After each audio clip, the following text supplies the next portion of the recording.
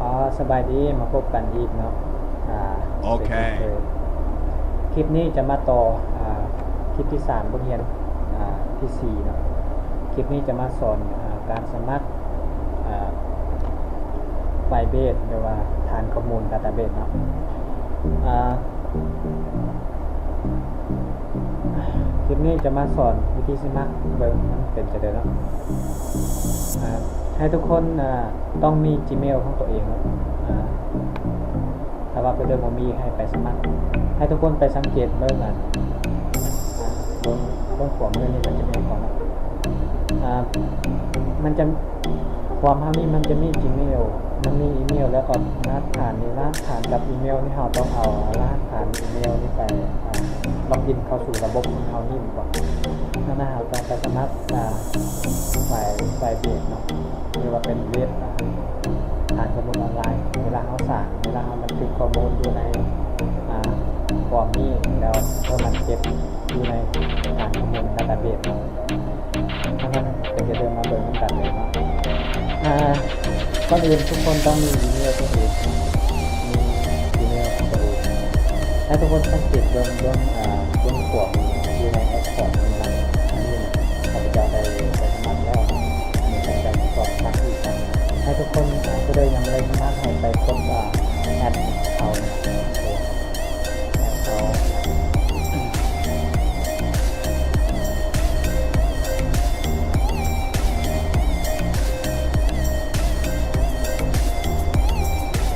มันจะคืออีเมลของเราเนาะแล้วให้ทุกคนกดเข้าไป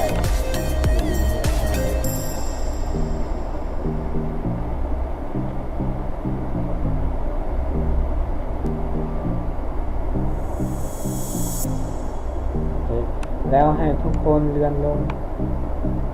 แล้วให้กดคำว่าอนุญาต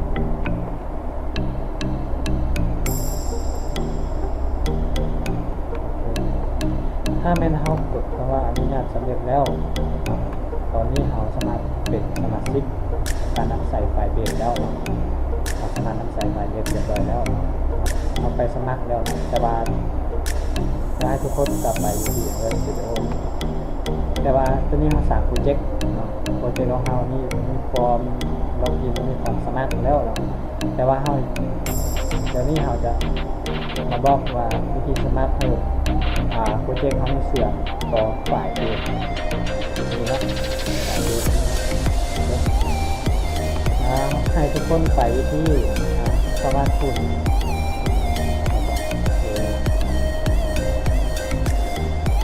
แล้วให้ทุกคนไปที่ไอโฟน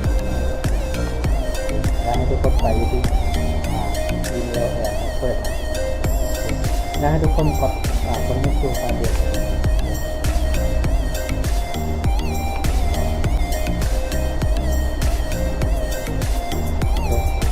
แล้วให้ทุกคนไปที่แอปโปรเจกต์มันคืนคือตัวนี้ขึ้นมาครับเรื่องอย่างทุกคนมันต้องเปลี่ยนก็ได้ไปคือตรงนี้เลยเพราะว่าคือตัวนี้มันคือที่เขาตั้งโปรเจกต์ของเราคือโปรเจกต์ของเราที่เราตั้งไว้ก่อนเงินไม้โปรเจกต์อย่างเป็นตอนที่เราตั้งแล้วให้ทุกคนกด continue แล้วเรียนแล้วให้กด continue ให้สังเกตบล็อกนี้มันต้องเลือกอย่างใส่United แล้วก็บล็อกนี้ใส่ default แล้วกด create project เลย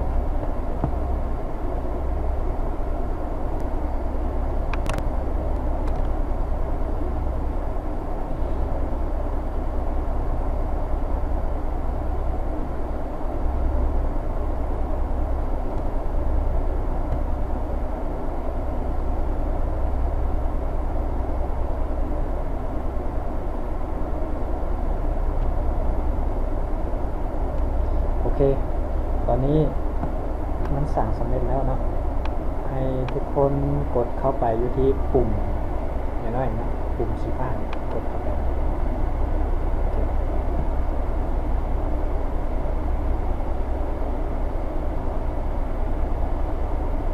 แล้วให้ทุกคนกด connect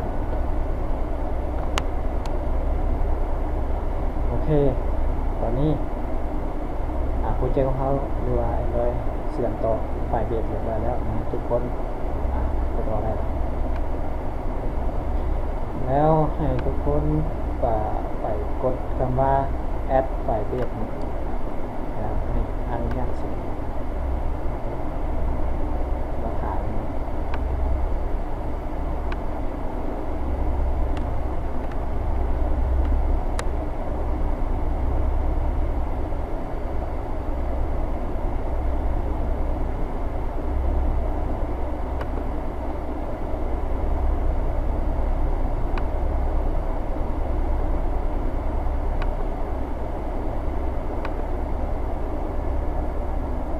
ทุกคนเข้าไปยูเบราว์เซอร์แมน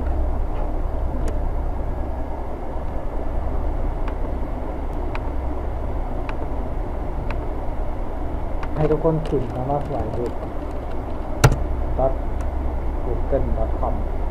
ให้ทุกคนไปนี่นะ go to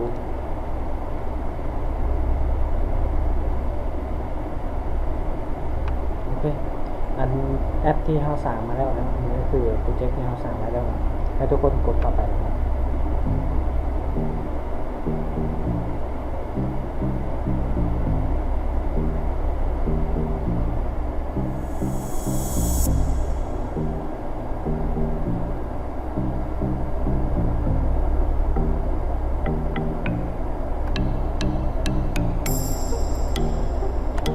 แล้วให้ทุกคนไปที่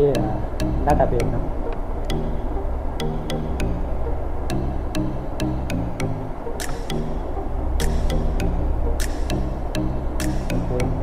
จะให้ทุกคนเลื่อนลงอยู่โอเค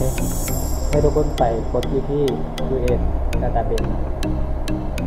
ให้เลือกเอาตัวที่2โอเคกดนั่นเลยนะ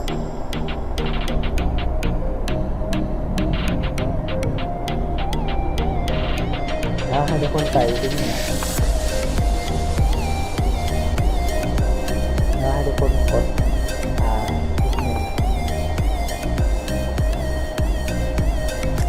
แล้วทุกคนตัดเลย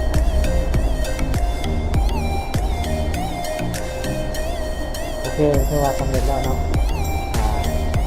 ให้ต่างๆแต่ว่าฟอร์มของเขานี่มันมีกินเนียกับพัสดุแต่ว่าเขาต้องเวลาเขาล็อกอินเข้าไปเขาต้องไปเอา Gmail กับพาสเวิร์ดนี้เขา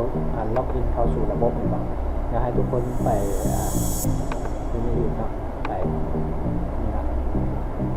อยากให้ทุกคนไปใส่เป็นตอนนะมันจะเห็นอีเมลหรือพาสเวิร์ดแล้วก็ตอนที่มันยังมีเบนนะทุกคนไปแก้ไขแล้วก็จะเจออะไรแล้วก็เซฟไว้ตอนนี้มันจะขึ้นมาอีเมลหรือพาสเวิร์ดในเบนมันจะเปิดให้เปิดทางซ้ายเราแล้วให้ทุกคนกลับไปที่ที่ MS Studio นะให้ทุกคนขอกลับในนี้แล้วเลื่อนลงไปเข้าอยู่ที่ทางแล้วแล้วก็กดมาเซฟอะไรพวกนี้มันติดแล้วครับถ้าของผู้ใดมันไม่ติดเลยกดนะแต่ตอนนี้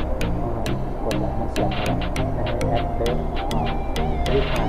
แล้วก็เลือกคือยัวแล้ว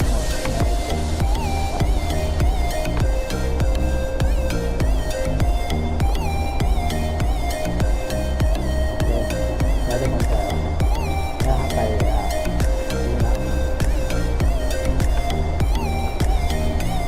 ไปที่ตัดต่อแล้วไปรูปแอนไว้เขียนแล้วทุกคนกดคำว่านะแอปพูด